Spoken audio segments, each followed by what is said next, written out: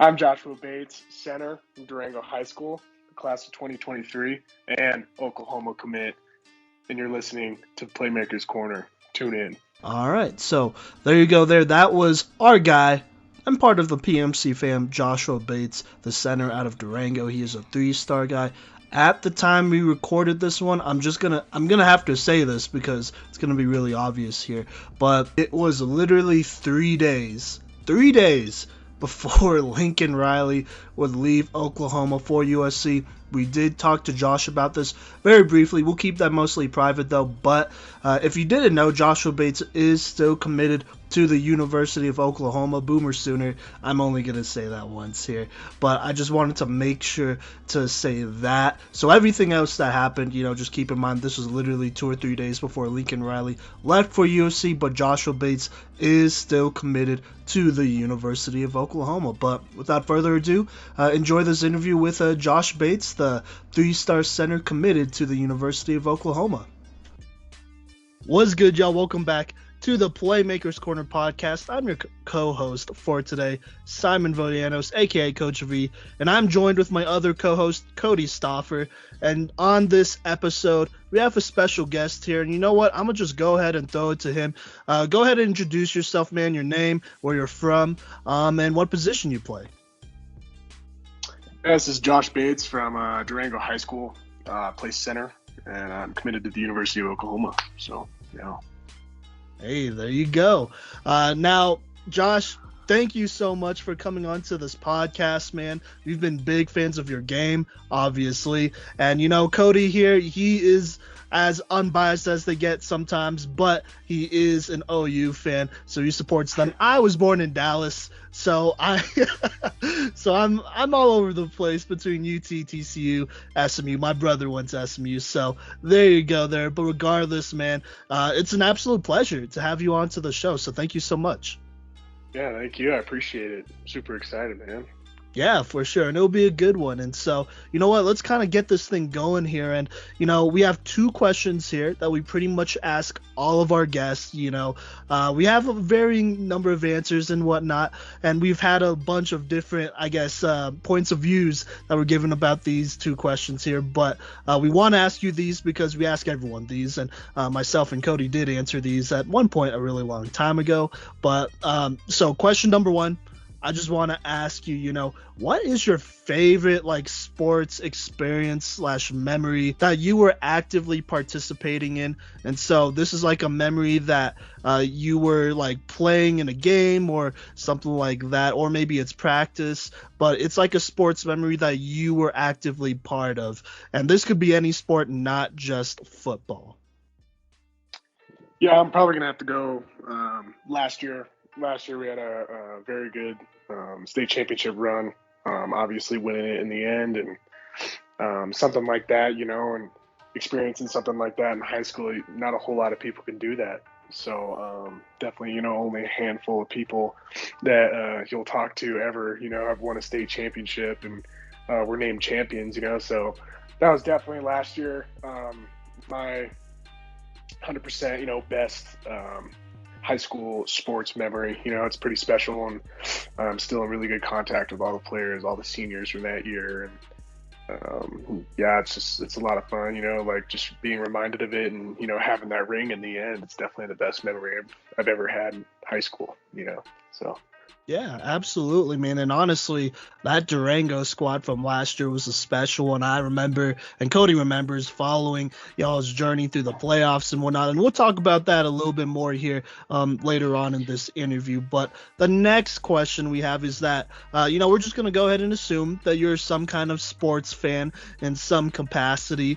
And so we just want to ask you, what's your favorite sport viewing / fan experience that you've had just purely as a fan? And so obviously you're not participating in this kind of memory, but you are viewing it / just being a fan. This could be in person, on TV, whatever, but what is your most memorable sport viewing / fan experience?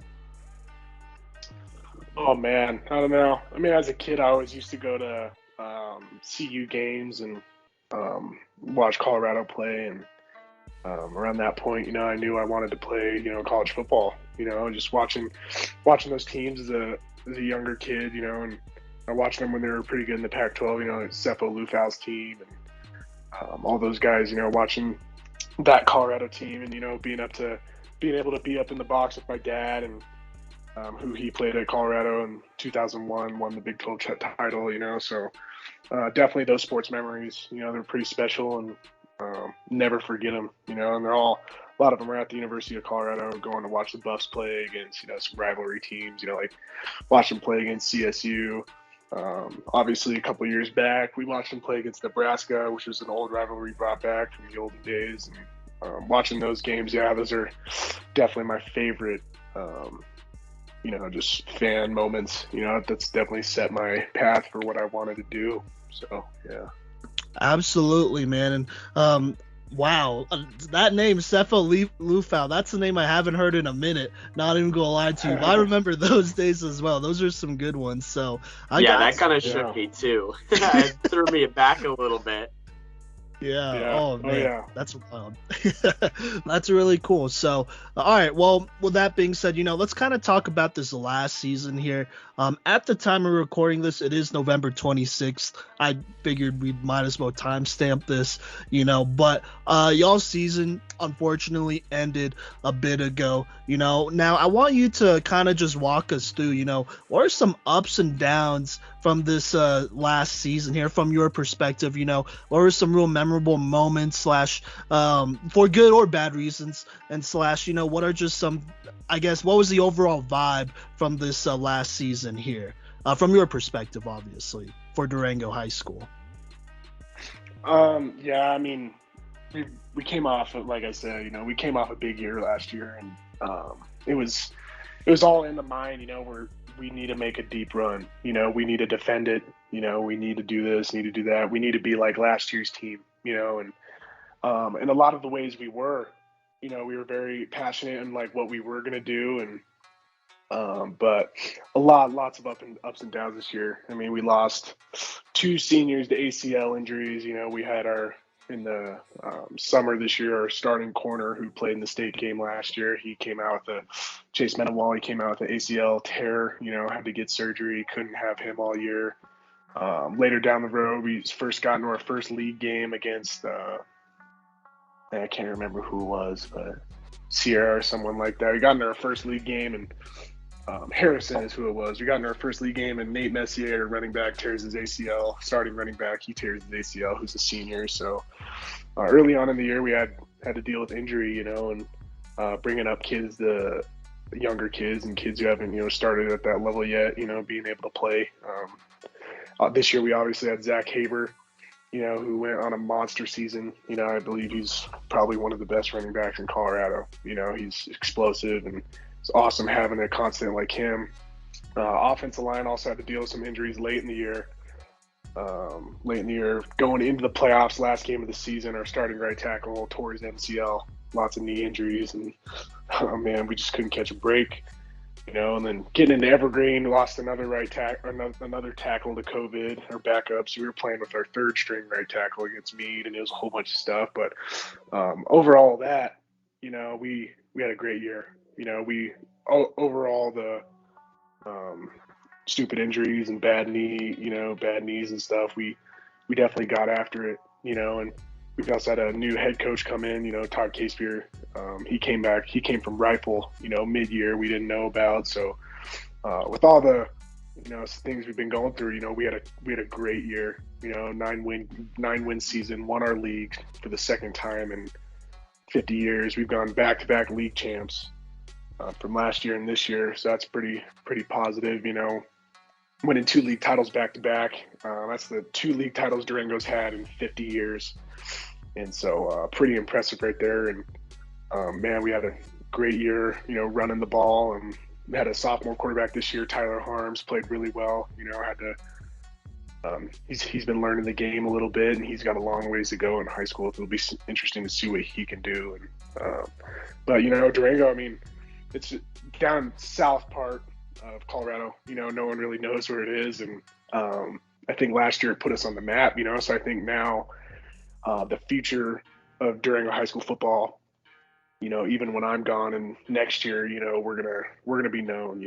Durango's a very, very tough team.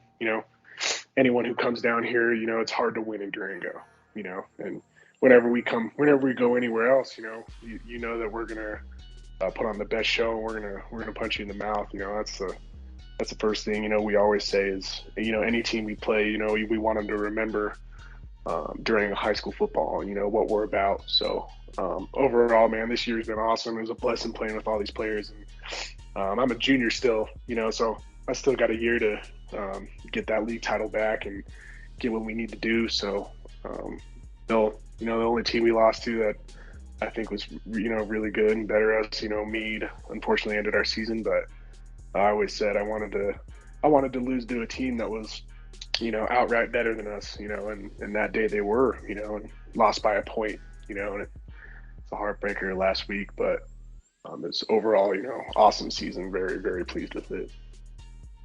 Yeah, no, for sure, man. And I'd have to agree with what you said about y'all definitely, kind of putting y'all yourselves on the map last year. Like I said earlier on in this interview, man, we were following that whole journey, and it was just a heck of a story, honestly, just seeing Wolverton and so much talent on this Durango squad just finding a way to get it done. And that's unfortunate, honestly, how this last season ended. Now, I'm just going to be real with you here. We didn't know about all those injuries here on the podcast until probably until you just said them right now, because those are pretty significant.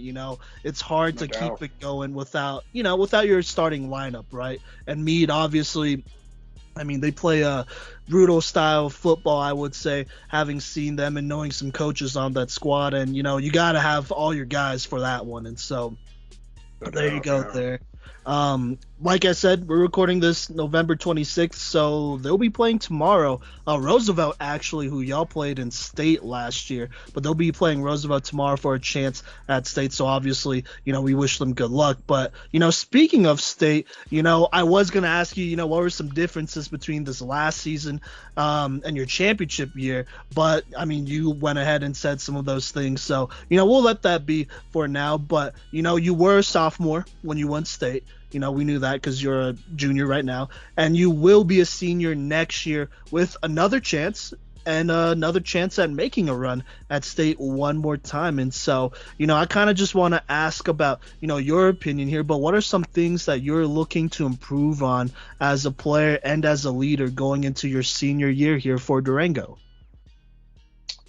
Yeah, definitely. I think I definitely got a lot to work on. I think comparing myself to people across the country, there's a lot for me to work on as an individual player. But going into this next season, I definitely I want to be on a bigger side. I want to be close to 290 and just physical stats. Want to be obviously stronger, bigger, faster. But a lot of the things I want to work on is from a leadership standpoint.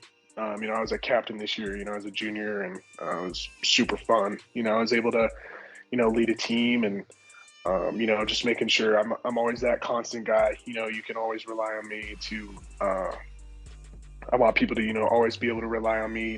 Whatever circumstance we're in. If we're up by 40 points, I want the team to know like, hey, Josh is going to do what he needs to do. And even when we're down, 7 points at halftime, or we're going in to score to win the game. I want guys to know, like that's Josh. He's going to do his thing. He's going to do it to the best of his ability, and he's going to help his team win. And so that's one thing I want to work on. And maintaining my cool a lot. Down here in Durango, there's it's a small town, smaller area. Lots of the refs know who I am, and who know how I play. It's nasty, it's tough nose football. A lot of the times I get called for some stuff that's stupid, and everyone knows it is, but a lot of the times I'd lose my cool this year and get a little hyped up, keep getting a little bit of personal fouls, just finishing after the play. And I'd like to work on that as a kid and as a leader and as a football player on the field, definitely, and just keeping the unnecessary roughness whatever finishing after the play fouls that day. That'd be the one thing I'd work on for sure. So, yeah. All right, I got you, man. Well, first off, it Yeah, takes no doubt. somebody, mature enough to be self-aware about all that. So, that's Yeah. definitely important to keep in mind. And also, maybe not the worst problem to have as well. Yeah. Definitely not the worst one. But I respect it, though. I respect it. So, all right, then. Well, there you go. Okay, so speaking of next year, kind of want to shift the focus here. What are some teammates that we should look out for next year? Obviously, we know all about your boy Zach and all of them, but y'all are graduating some seniors, which is going to provide some opportunities for some of the younger guys to come up here. But what are some young guys here that we should know the name of or look out for us to know, and for people who are listening to this podcast to know moving forward going into your senior year next year? Yeah, we obviously lost some pretty good starters, man. We lost Will Knight, great player. Walt Stoffer, lost him, man, big old cat. And offensive lines we're gonna have to do some rebuilding, find some kids. We'll get one of our O linemen back from last year who tore his MCL, right tackle Dre Garcia. He'll be pretty good up front for us. We gotta rebuild the O line, find some kids that can be that tough nosed football we play down here, and then also obviously Zach, he'll be one of the best backs in the state next year, and I think there's a wide receiver, Taggart Barton. He's in my grade. He's a 23. Very very good athlete, man. He can do anything under the sun. When it comes to any sort of route running, great, explosive with the ball. He's one cut to bang his head on the goalpost. So Taggart Barnes definitely a guy to watch out for. Tyler Harms, our quarterback, this year as a sophomore, learned a lot this season, I think, and threw for I think 1,000 some yards this year after our playoff games. So he came off actually not a bad sophomore campaign, so making first team all conference this year, and he can do it all. He's a bigger guy. He's 6'2", 200 pounds. So he's definitely a run threat, but he's also got a cannon. He can put the ball right in the breadbasket, wherever it is around the field. So he definitely showed that in his film this year, and we got a lot of excitement. We got another back, Jarek Baruch. I believe he also made a first team all conference this year. So he was our backup to Nate Messier, who hurt himself this year. So he was able to step in, and he'll step in next year too. So we'll have two solid backs. We'll have a solid quarterback. We'll have JJ Hurls, another factor at wide receiver next year. We'll have Taggart Barton. So we'll have an older team, in the skills position. We'll have a junior at quarterback, two senior running backs, two senior receivers. So we'll be in the skills positions. We'll be pretty older and in depth, and we'll have some experience in the skill positions, which is definitely helpful for any team. In the offensive line, we got to do some rebuilding. We've lost a lot of kids. We'll have Caleb Jackson. He's a sophomore this year. He'll be a junior next year. He'll play a little bit. Jacob Newbert, tackle. So it's definitely a lot of kids that have a lot of talent in Durango. It's all the big thing is how can we rebuild it up front. Obviously I'll be in the center. I'll be leading it, but definitely got to get some kids around to help us win. I think skill positions will be a tough team next year, and as I say, I'm always going to say that end goal is to remake what we did last year, and that's definitely the end goal. And I think some of these athletes, man, we can do it for sure. So. All right, okay. Say less. Well, that'll be exciting. You already know we'll be following y'all. Durango, hey, that's a great program down south, and for Colorado football to be where it's at, you gotta have strong programs all over the state. And for now, y'all are dominating that southern part of Colorado, which is huge. And so honestly, just a lot of credit to y'all and y'all's coaching staff out there getting all y'all developed. So there you go. But we'll definitely keep an eye out for those kiddos moving into next year, as long as yourself. But kind of wrapping up this part of the interview, what was your favorite memory from this last season, your junior season here, if you had to pick one? I don't, probably playoff season, and obviously winning league. That was pretty cool. But definitely winning league and going into the playoff, that week span, 2 week span, that was just probably, one of the coolest feelings you can have as a high school football player, going into the playoffs, a higher seed and coming out first round of the playoffs and absolutely just demolishing who you're playing. It can really boost your confidence and your morale as a team going into that second week of the playoffs. Walking into the quarterfinals, that was awesome to play as a team. And I think towards the end, we really started coming together, as a team, and senior class really started helping to lead, and the captains were all doing our thing in Durango, and that was probably just towards the end after the league championship and going into the playoffs. We all came together and we're a family, and a team and a brotherhood, and we all played the way we needed to play, and obviously got to the quarterfinals, got beat, but we still had heart all year. Everybody on that team had heart, and everything that happened last year is a great memory, but obviously winning the second league title in 50 years for Durango football, that's pretty cool. So that'd be my favorite.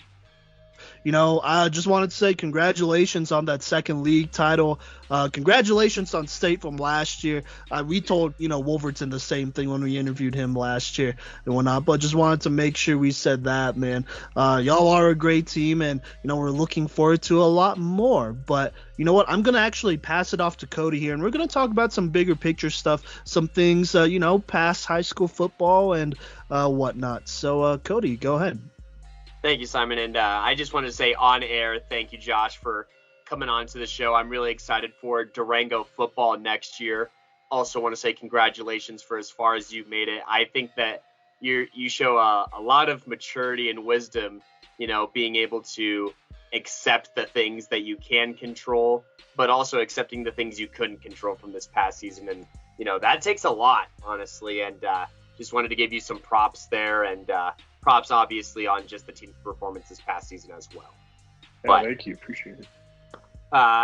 Looking through your recruiting story a little bit, you've had some serious looks from a lot of really big schools. Some of your offers, at least on Rivals, included obviously CU, CSU, Michigan State, Oregon, USC.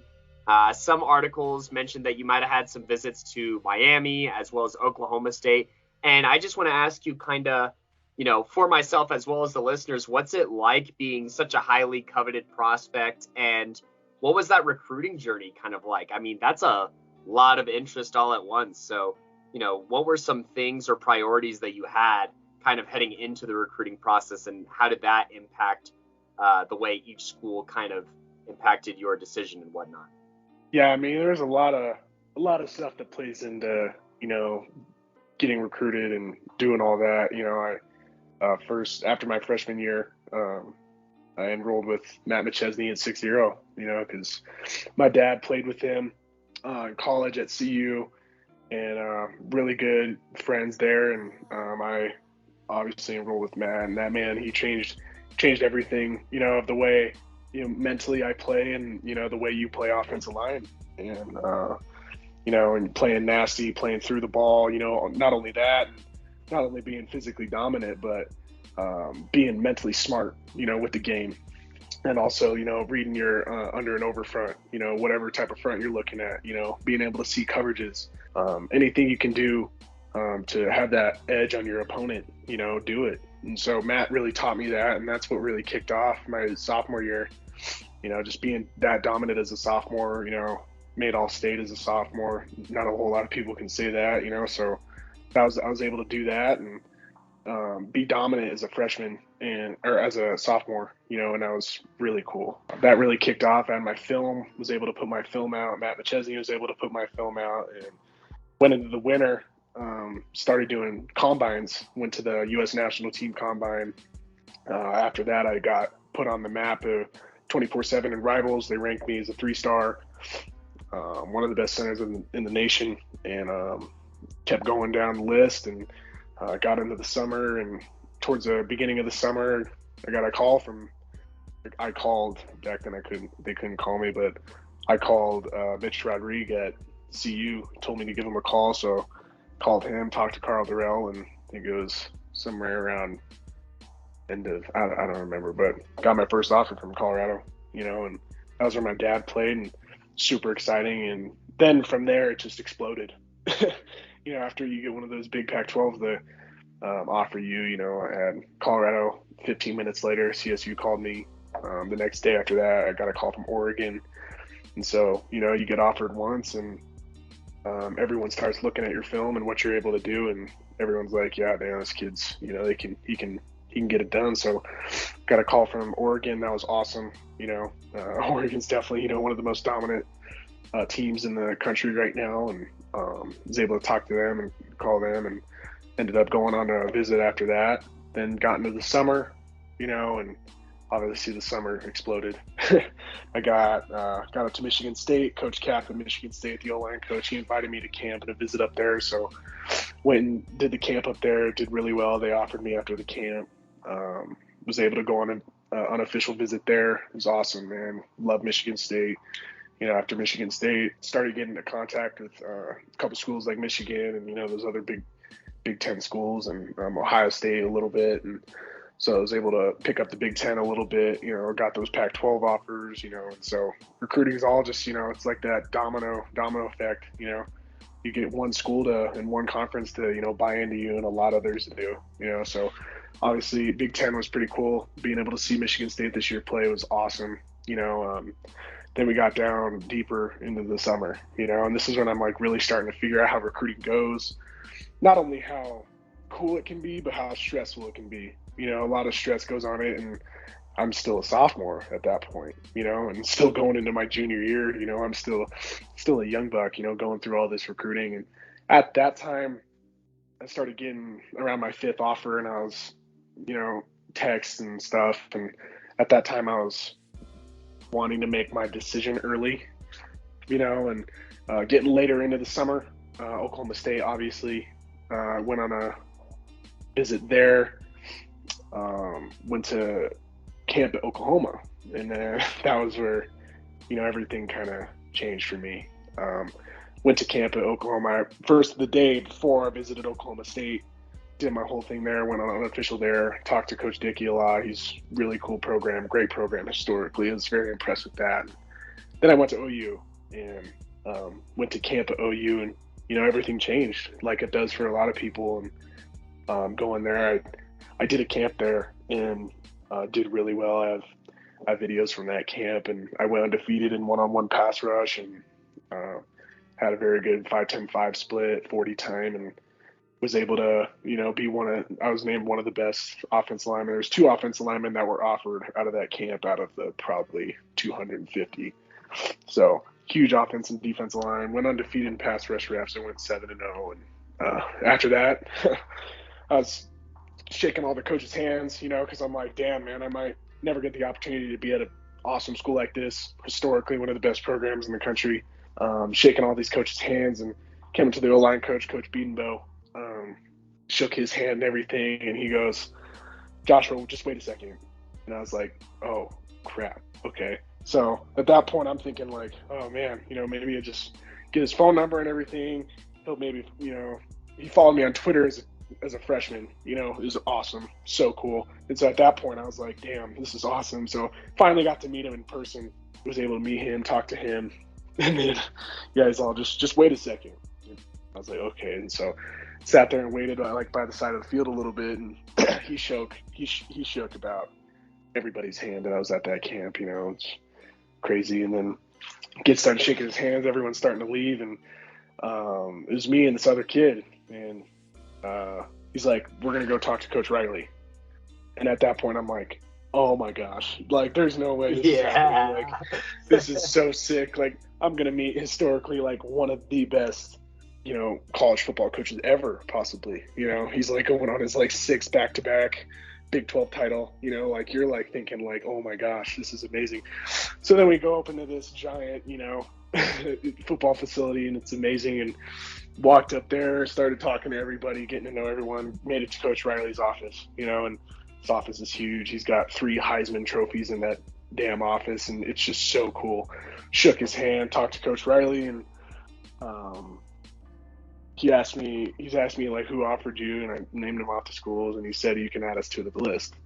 At that point, I was like, damn, man. It's like in culture shock. Obviously, I'm like sitting there in the office trying to compose myself and hold myself together, and eventually, like as a small town kid from Durango, Colorado, like this doesn't happen, at all. Rarely to have one of those bigger schools. I mean, it's just crazy. And talking to Coach Riley was amazing, and my family was able to meet him. And at that point, we left OU and like fell in love with the place. Definitely bought into Norman a little bit in Oklahoma City. Was able to look at different parts of Oklahoma and check it out. And at that point, Oklahoma's at the top of my list. And after talking to Oklahoma, eventually I had USC. After that, Kansas a little bit later, and committing to Oklahoma was, probably one of the best decisions I made. And being able to went back for a visit probably a month after I went to camp, went back for a visit. Then I was really able to look at everything, not only the football program that they give to kids and people around, but their academics and, everything that plays into going to that school. And probably a couple months after my visit there, I knew where I wanted to go, no question. I was like thinking about other programs in the country that could beat it out, and nobody could. I'm 100% OU DNA, and till I die for sure. So yeah, it's pretty exciting, man. Recruiting's amazing. You get definitely like one of the best highs from it like ever. But it's also very stressful. A lot of pressure on you. There's a lot of pressure coming into me on this season, and I think I delivered. So yeah, it's definitely really cool. So yeah, I just love hearing the excitement in your voice as you retell the story. That's awesome, and I could feel the emotion even through the computer screen and the headphones. It's magical, really, what you described, and just that feeling and everything. And I just couldn't help but smile. And Boomer Sooner, of course, over here from Cody Stopper at Playmakers Corner, and that you, along with several other playmakers across the country, have made OU the top right now ranked recruiting class in the class of 23. You have other guys like Malachi Nelson, 5-star guy who committed there, Makai Lemon, Luke Has, he's a 4-star guy, Trayon Webb, as well as Colorado's very own Gavin Sawchuk, who's committed there. What's it like, not only going to such a historic university that hasn't even had a losing season since before you were born, and, like you said, all these Big 12 titles. Obviously, playing for the program is insane in and of itself. But what's it like being a part of such a massive recruiting class in this moment of time? And, the idea of getting to play with these athletes, as well as maybe even another Colorado kid down the line. Yeah, definitely. Really crazy. With our class, and, I know Gavin Sawchuk, Valor, I knew he committed to Oklahoma, and I knew there was something there, and I just saw him break Christian McCaffrey's rushing record at Valor. Absolutely insane. Props to him and everything, and probably see him at OU one day. And so that'd be pretty cool. To meet him and talk to him. But I think with the 23 class right now, Malachi Nelson, he's the second best player in the country. When you get a big time kid like that to commit to your school, publicity obviously goes there. And then you like have all of his teammates added on who are also 5 stars, they're coming to Oklahoma, and so all those kids are going. And you got, Trayon Webb's going there, Luke Has, he's going there. And so everyone, starts catching on, like, this is going to be a pretty cool recruiting class, and I think it's pretty special. And all these kids, very good high school athletes, and when you're able to get to the next level, it's going to be pretty cool to what we can all do with each other, and all of us working together to hopefully make another national championship run, and so that's the big thing. If you want to win games and you want to be a winner, how to win and how to contribute, you go to the University of Oklahoma, right? So I love winning. I love to win. It's like one of my favorite things. That's everyone's favorite thing. You want to win, and the best place to do that's Oklahoma, and a lot of kids, once you go there and you start figuring it out, you're like, these dudes win, like I was talking to Cale Gundy, he's the quarterbacks coach, one of the quarterbacks coaches at Oklahoma, and he played for Oklahoma back in the 70s, and so he has a very good historic, view of what Oklahoma's about, and at one point in my visit, he was able to tell me everything about, what they do at Oklahoma and everything, all the championships they won. Not only that, but the brotherhood that you stick with after. A lot of these recruits, they're going to end up committing to Oklahoma because, it's just historically one of the best. And not only that, but, everyone feels at home there. Any recruit that's going to go there is going to be very, very impressed. And like Malachi was. And so we've all stayed in contact a little bit on a group chat. We have the 2023, they call it like the chosen with the CHO with the 2 and the 3 and the N. So it's kind of cool, but it's like the chosen 23 class. And so, it's ranked right now #1 recruiting class in the country. And we're going to keep adding on here. We got a couple of O-line commits that'll hopefully bump us up a little more. And we got to get that defensive part together for sure though right now. So super excited. Yeah, very exciting, and super excited for you. And obviously, super excited as a promoter of Colorado football, but also excited on the fan side, as a Sooner fan. But I got to ask, you mentioned it a little bit earlier, obviously. Your dad played college ball, really dang good, was on an NFL roster for a moment in time. And, how does having like football in your family and even in your blood impact kind of your recruiting process and your goals? Because when you have a dad who succeeded at a Division I level of football, got all conference honors, also made an NFL roster, and then you're heading to a university like Oklahoma who has sent, linemen to the draft. Your Lane Johnsons, obviously, back in the early part of the decade. Your Orlando Browns more recently, Bobby Evans and stuff like that. How does, this legacy of the school and the legacy of your family kind of impact where you're aiming for as an individual player and how you go about that? Yeah, I mean, with my dad, it's really cool as a kid, to watch everything. And I still, watch old tapes of him playing against teams like Oklahoma, teams like Texas. I watch like probably every year. I watch the CU Texas Big 12 National Championship, in 2001 when CU did beat Texas, horns down, hell yeah. So, we're definitely, as a family, we're pretty bought into the whole football thing, and everything, watching my dad, telling me stories about his recruitment. It's a changed a lot to now, but watching him play on TV, watching your dad play on TV, and then we go to a school like CU and all the connections he has, he has, the head line coach at the Raiders right now. He coached my dad in college at CU his sophomore year, so we have he comes down, has dinner, we go fishing every once in a while, with the line coach for the Raiders, and so so many connections through college football. I love playing, and the game is what I love, and it's what I do, and I devoted my life to it, but not only that, that's not the only cool part. The other cool part is all the connections you have. Everybody, and when you're a player and you can play, and there's so many connections, and it's beyond what you can think, so that's definitely one of the coolest parts of being with my dad. And he has a bunch of CU connections. There's still coaches at CU right now and faculty members at CU now that were there when my dad was there, so when I went on my visit at CU and my camp at CU, I was able to meet a whole bunch of people that poured into my dad's life, and were able to be role models for my dad. And that was super cool, and definitely. But the funny part is going to a school like Oklahoma. My dad played against Oklahoma. My dad's 1-3 against Oklahoma.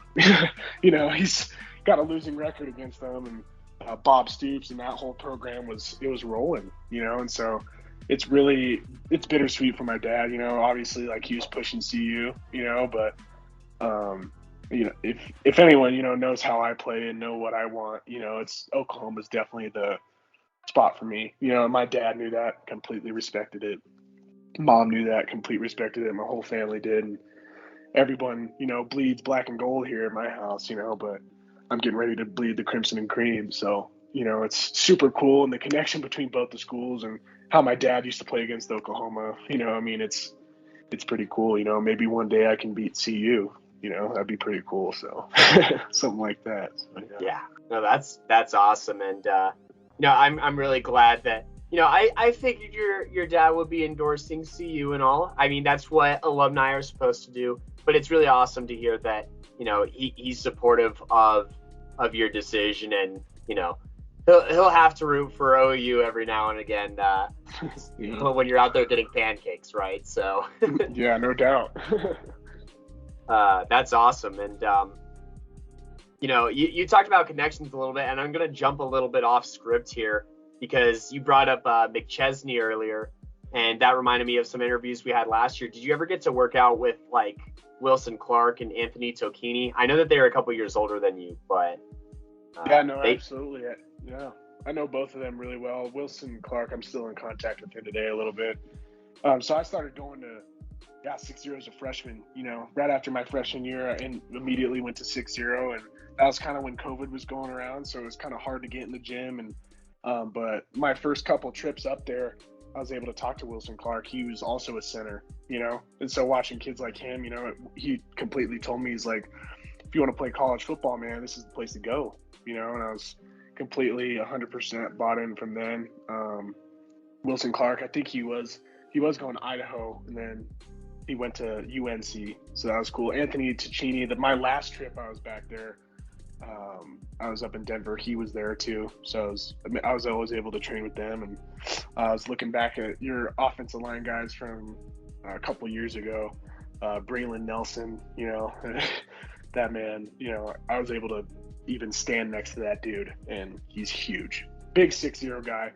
Played at 6'0", or trained at 6'0". I think he was like a Vista Peak kid, but he was like one of your rated offensive linemen. And I watched that, and I was able to train with all those guys, and seeing it work with them. And if you just buy into what Matt does, it's obviously going to pay off. And they all told me that, working with like Connor Jones, current days, and Braden Miller and all those guys, being able to talk to them, and just everything Matt does, it's going to help an offensive lineman get to the next level. So, yeah. Cool. Yeah. And I'm glad you brought up that list, because we got to interview a couple of those guys, and they talked about some of the same things. And I figured that was a decent time to bring it around, talking about connections and whatnot. And, they were able to offer you some advice as upperclassmen, right? And you being an ascending football player. And I guess, now you're in a pretty good spot. You're in a pretty experienced spot, having played 3 years of high school football, being committed to a D1 at the next level, going through a recruiting process, and going through a ton of hard work to achieve a lot in the high school realm. I guess what is some advice you would give to high school athletes making their way through high school who aspire to make it to that next level, to that level where you're on a crash course for, basically? Yeah. Oh man, there's a lot, but I could say, a lot right now that's helped me, but definitely, find someone who is going through it or who's been through it, and definitely take what they did right and what they did wrong, and take it in consideration. I was able to, talk to my dad about recruiting, and he said, like, one of the things he picked up, was like, he had probably 20 offers coming out of high school. They didn't have stars back then, but he probably would have been a 3 to 4 star type kid, so he talked to me. He said, I only wanted to play at CU. I didn't want to play anywhere else. And he said, one thing I want you to do, and one thing I didn't do, is like look at different schools, take visits to as many schools as you can. And then if this is the school, totally pull the trigger on it. He told me that, and he's like, I only wanted to go to CU. Right as they offered me, I committed, you know? And so he told me that, and he's like, just make sure you take time and look at other schools. And I looked at probably 6 other schools before I made my decision on OU, you know, and I was like, these are some of the best schools in the country, you know? I was like, this is one of the best, you know? But from a kid who's, you know, going through it, you know, find a role model, you know, find someone who has been through it, you know, and kind of mimic what they do, you know? And if you can mimic what they do and, you know, take everything that they do really well and put it to your attributes that you provide, you know, it's gonna build a long list, you know, that coaches will love. And definitely use social media.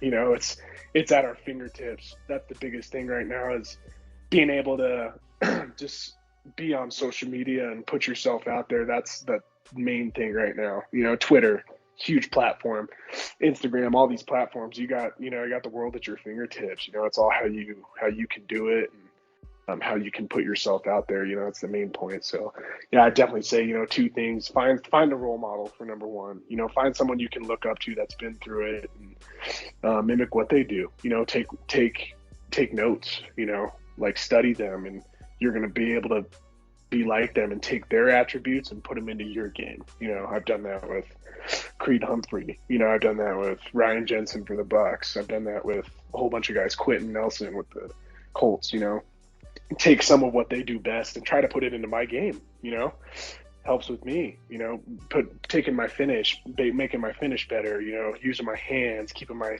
hands in a spot where they need to be, you know, using my offhand as I snap, you know, just certain stuff like that. Number 1. Number 2, obviously use social media, you know, take advantage of that, because, you know, you can tag a coach and put him on your highlight video and he's going to see it. You know, he may not look at it, but he'll see it. Pops up on his phone, you know? So that's definitely the 2 things I tell a younger kid who, you know, who has the same aspirations as I do, you know, to be a really good football player and be able to play at the Division I level. And those 2 things are the most important. That's helped me. So, you know. Absolutely. You know, those are great points, and we cannot stress enough how, you know, it in some ways it's unfortunate, but social media really is super important during recruiting. And, you know, even here at Playmakers Corner, when we do our lists, you know, our top 5 lists, being able to find your social media and your height and your weight, and, you know, having access to some measurements and more stats or all conference honors can be on there. It helps us out too, you know, promote players just in general, as well as, you know, help, you know, you have a picture of you playing football in there, well, then it's on our episode cover, and then that's one more piece of media that's out there for scouts and coaches to look at for that next level, and just makes promoting you a whole lot easier. So I will emphasize that players, please use social media. It literally makes everyone's life easier, including yourself. I know not everyone's a fan of it, but you gotta bite the bullet sometimes. Yeah, no doubt, for sure.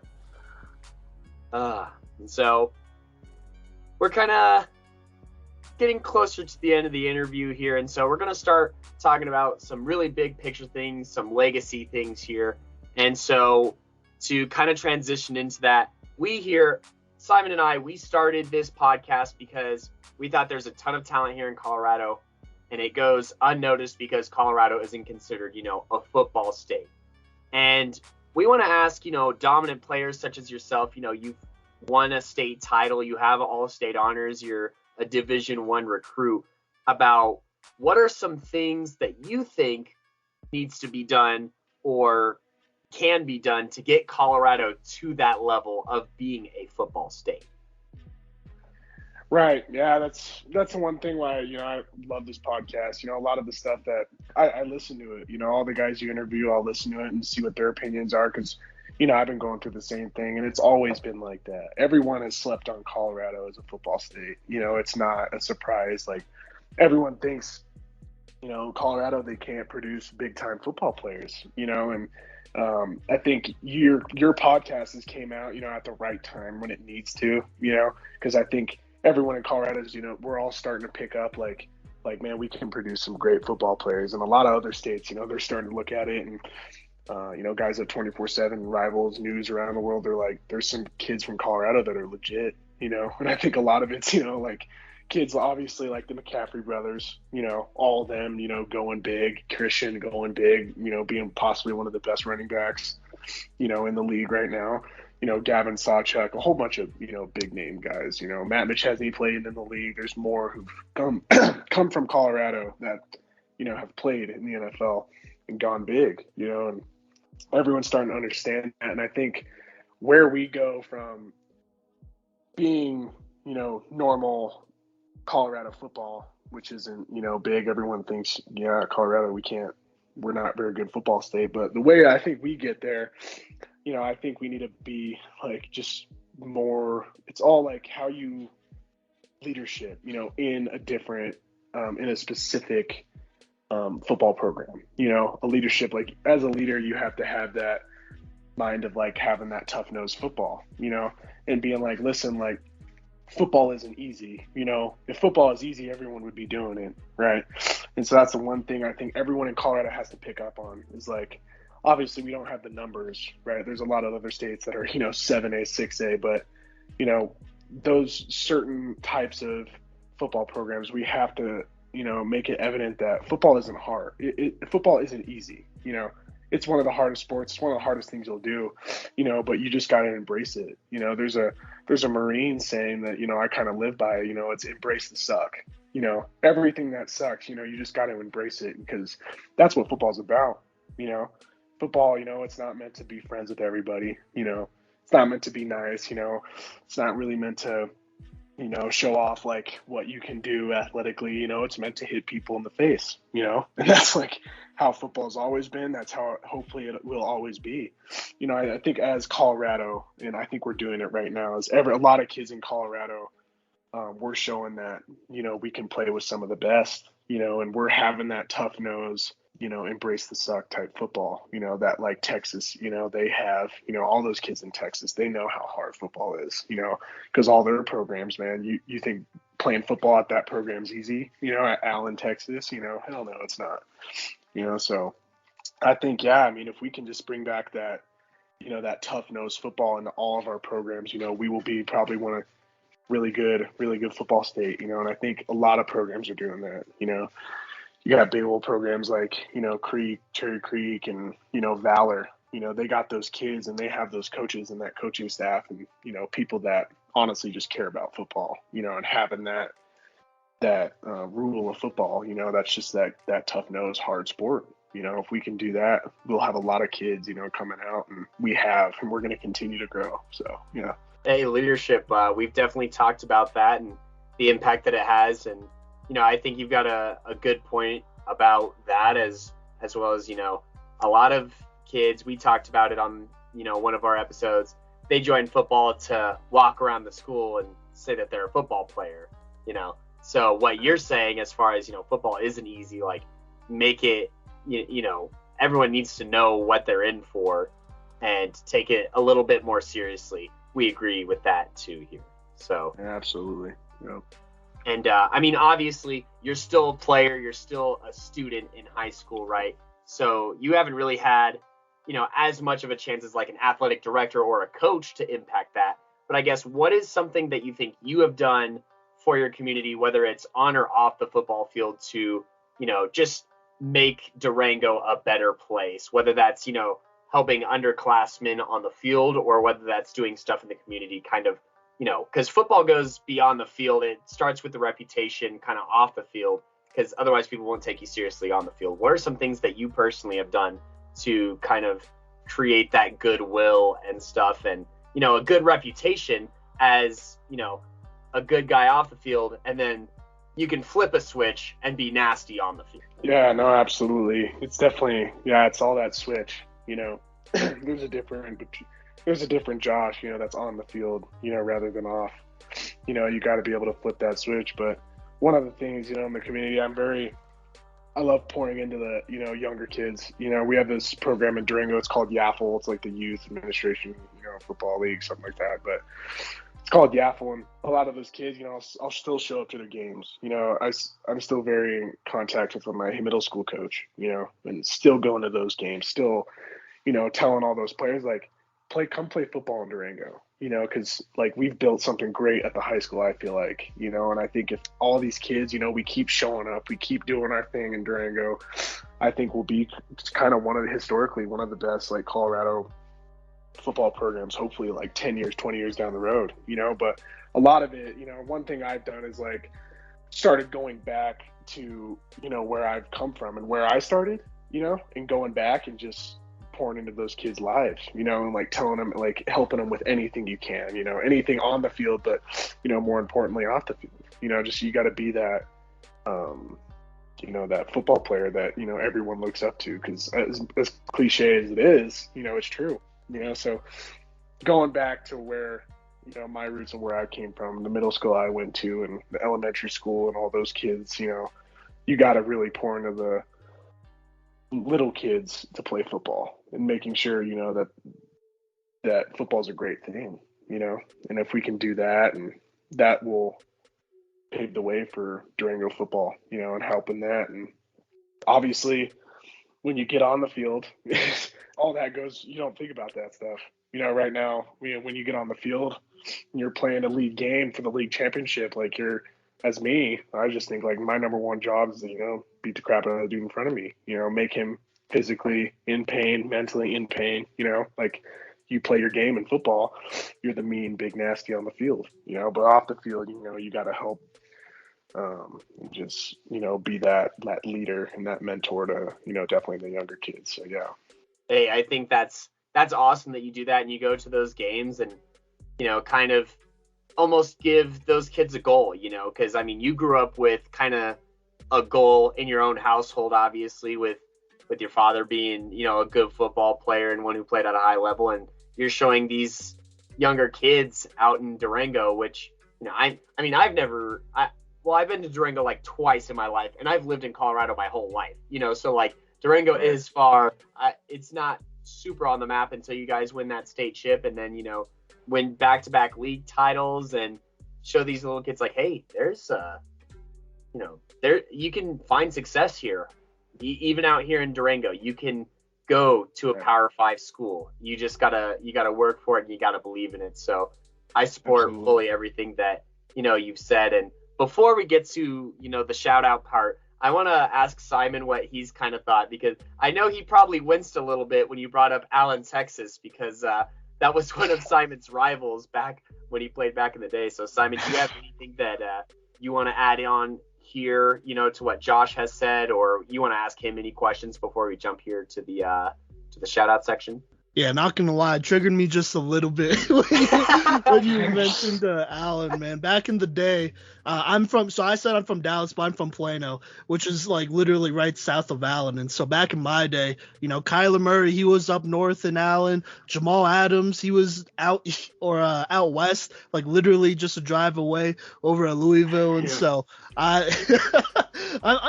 used to playing with some dogs, but I mean, you made a good point, about reaching out to those kids and whatnot and having those role models. Obviously for me, I mean, I viewed Kyler and Jamal and all them as like, more rivals than anything, but it was the guys in my program that really helped me out and, motivated me and kind of gave me that vision. One of those guys was Rex Burkhead, played running back in Nebraska, played for the Patriots. I think he's on the Texans right now. Right. Pretty sure he is. And so he was one of my mentors coming up, and I'll always remember like, some of the things he told me and whatnot, and some of the things he told all of my guys. And, it sticks. It does. And obviously if you are that mentor, maybe it doesn't like quite register at that moment, but maybe, a couple years down the line, let it marinate a little bit. You never know. And so that's always a big deal. You honestly just never know. And so honestly, love that. Once again, love the program that you're a part of down in Durango. I think you're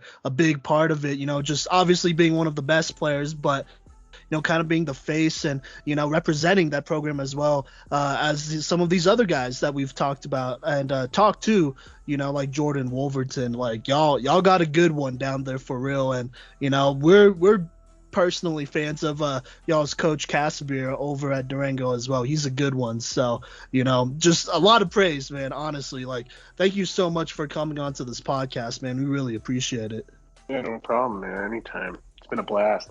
Yeah, for sure. Cody, you want to kind of close up here with this last little question and go from there? Yeah, sounds good. I mean, here at the end, we just want to, you've obviously shouted out plenty of people on the show, but we want to just give you the floor. We think it's so important to young athletes, especially in high school, to know it's okay to be grateful for, your supporting cast. And, it kind of takes a village, is the saying that I like to use to, produce a person and produce, success stories. So we just want to give you the time to shout out any friends, family, coaches, fellow players, past, present, and future, who have been integral to your academic or athletic success up until this point in your career. All you. Yeah, definitely. Like, last thing, I'd say for like a shout out, definitely like always thank the family, everything that they've done, supported me to my dreams and my, desires, but definitely shout out to the Durango program. People might not see it now, but, later on in the future, shout out to Coach Casebeer. He's going to build this program. I think eventually Durango is going to be the dominant, the best team, in South Colorado. We're going to be unstoppable. So definitely shout out to the program, my family, and yeah, man, shout out to OU, Boomer Sooner, and shout out to the 23 class. Let's get to work. Can't wait to play with all of them at the next level for sure. So shout out to Playmakers Corner, man. Freaking, you guys been putting Colorado on the map, Colorado football on the map. So it's pretty cool watching you guys really take the time and the effort to give Colorado football recognition. It really means a lot, not only to me, but means a lot to my family too, and it's pretty cool to see that people care about Colorado football and where bright places we're going to be going. So, yeah. Hey, man, we appreciate that. It's a long season for everybody, especially as media. We can't please everyone because that's how football goes, but we appreciate just, the recognition for sure. That goes a long way for us and helps us make it through the end of the season here. And man, you're getting me so excited for this 23 class, and oh man, we're gonna be good for the next decade. It's awesome. So yes, sir. That gets me super hype, and just want to say thank you. And if you want to plug your social medias for any fans to follow, you go ahead and do it before we wrap up here. Oh yeah, Twitter's capital Joshua, capital Bates, 64. You'll probably find me on Twitter. Big Twitter platform. Lots of fun. Instagram's the Joshua Bates, the.joshua.bates. Pretty easy to find on Instagram, Twitter. Yeah, man, give me a follow. I love the whole program of everything you guys do, and definitely going to support it from now on. So yeah. Hey, we appreciate that, and that was our interview with 3-star center out of Durango High School, as he said. Commit to OU, Boomer Sooner, baby. You have to shut that out one more time. But, huge shout out to Josh for joining us on the show here, joining obviously my co-host, Coach V, and I. And, at this point in the season, stay tuned for more interviews, more top 5 lists, film breakdowns. If you are a player who just missed out on our top 5, please send in a request via our DMs. We prefer your name, your position, what high school you're at, and if possible, please also send in your film. You can send those DMs to us on Twitter, Instagram, or Facebook. We are on there as @Playmakers Corner, @Playmaker Corner, or just Playmakers Corner.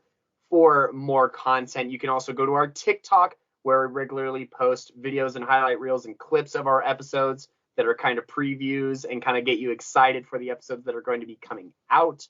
That's a part of the whole shebang as well. And make sure to stay tuned to our social medias. I don't know if we'll still be doing it at this point, but for our end of the year voting, you, the fans, get to help us decide who our Playmaker of the Year is, Offensive Playmaker of the Year is, Defensive Playmaker of the Year is, as well as even Newcomer of the Year. That is our best freshman as we go 1 through 5A for our kind of end of the season award show. Simon, am I forgetting anything on this outro? It's a long outro. No, that sounds good to me. It'll be on Twitter too, by the way. Yes, the polls will be on Twitter. Yes. Use your power. Just Yeah. like Josh was saying earlier in the interview, go on Twitter, follow Josh, vote on Playmakers Corner, and give us a follow as well. But I've been your host for this episode, Cody Stoffer. And I'm the other one, Coach V. And thank you for rocking with us. Boom.